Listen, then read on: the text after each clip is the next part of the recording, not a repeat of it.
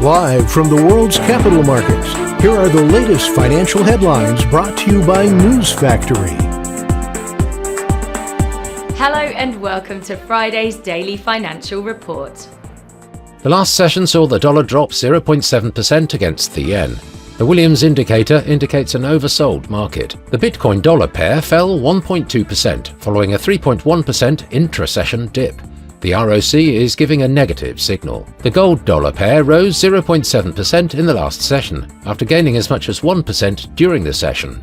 The MACD is giving a positive signal. The oil dollar pair plummeted 1.9% in the last session. The stochastic indicator is giving a positive signal. And now let's hear what our chief analyst picked up for us today. US stocks were modestly lower, swaying between slight gains and declines after a jump in the prior session, as investors eyed the most recent corporate earnings and gauged economic data to determine the path of Federal Reserve rate cuts. Cryptocurrency exchange Coinbase has reintroduced Bitcoin-backed loans in the United States, giving users the ability to borrow against their digital asset holdings.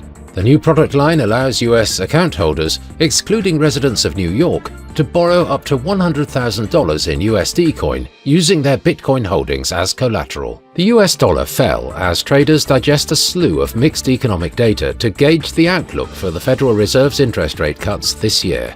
US retail sales rose 0.4% last month, after upward revisions the previous month. Those were today's major economic events, and now moving on to world financial headlines. Japan's CFTC JPY NC net positions will be released at 20:30 GMT.